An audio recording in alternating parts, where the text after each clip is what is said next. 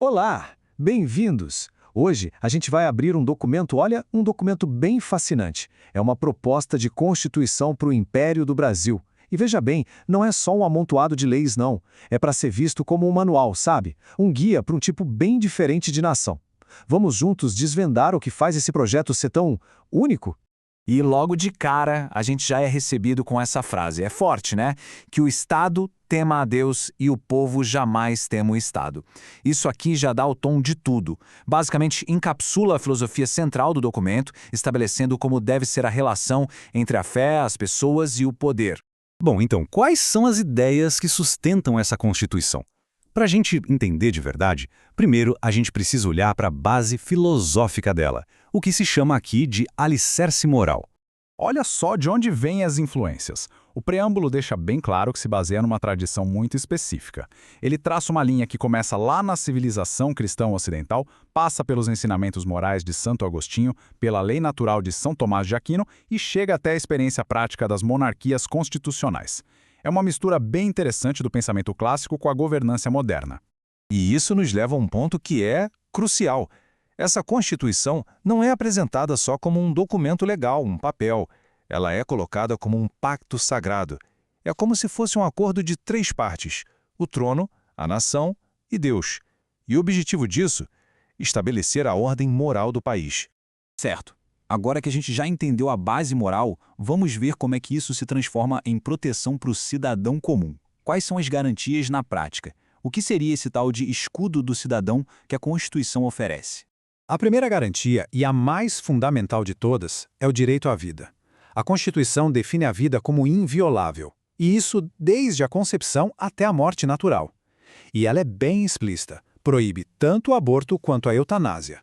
Outro ponto central é o direito à autodefesa. Ele é tratado aqui como um princípio natural. E o interessante é que ele vai além da proteção pessoal, sabe? Inclui explicitamente o direito de se defender, até mesmo contra a tirania do próprio Estado. Aqui a gente vê uma lista do que o documento chama de liberdades invioláveis. Basicamente, são liberdades que protegem as pessoas da interferência do Estado, desde liberdade de expressão absoluta, sem censura prévia, até a proteção da privacidade financeira. O objetivo é bem claro: criar um espaço de liberdade pessoal robusto, onde o governo simplesmente não pode entrar. Ok, vamos agora para a estrutura do poder. Como esse império se organiza? Bom, preparem-se para algo um pouco diferente dos três poderes que a gente está acostumado a ouvir por aí. Então, a divisão é essa: legislativo, executivo e judiciário. Tudo como esperado. Mas tem um quarto poder aí na lista: o poder moderador ético. E esse é exercido exclusivamente pelo imperador. Esse poder moderador ético é talvez a característica mais singular de toda essa estrutura. Reparem em como ele é definido. Não é só um poder político. Ele é descrito como um controle ético sobre todo o sistema, com a função de garantir a moralidade e o equilíbrio entre as instituições.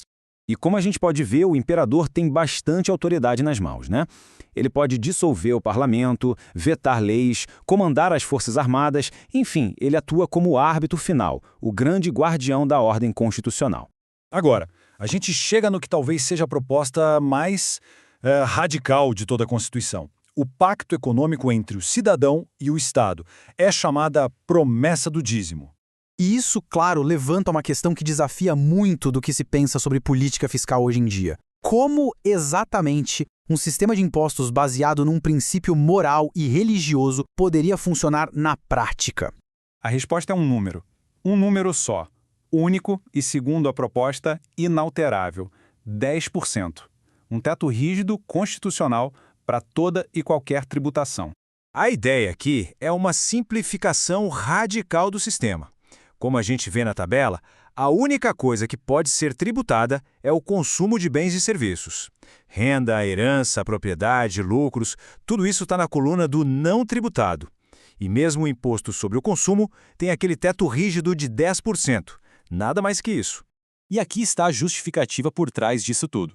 A lógica conecta diretamente a política de impostos com um princípio religioso. O argumento é bem direto. Se 10% é o que se deve a Deus, o Estado, cuja autoridade, segundo o documento, vem do divino, não poderia moralmente exigir mais do que isso. Mas essa proposta é algo totalmente novo ou ela tem alguma raiz no passado do Brasil? Para a gente entender melhor onde isso se encaixa, vamos comparar rapidinho com a histórica Constituição Imperial de 1824. Vamos pegar um ponto-chave para comparar. Quem pode votar? Na Constituição de 1824, o voto era censitário, ou seja, precisava ter uma certa renda para poder votar. Agora, essa nova proposta vira o jogo de cabeça para baixo. A regra é, para votar, a pessoa não pode de jeito nenhum receber renda do Estado. É uma inversão total da lógica. A gente sai de um sistema baseado em participação econômica para um que prioriza a independência cívica do governo. Então, o que a gente tira de tudo isso? Bom, esse documento apresenta uma visão bem ousada, né? Uma que mistura fé, lei natural e limites bem rígidos ao poder do Estado. A pergunta que fica é, seria isso um novo caminho para a liberdade? Ou seria um retorno a um passado idealizado? De qualquer forma, é um projeto que nos desafia a repensar a própria natureza de um governo.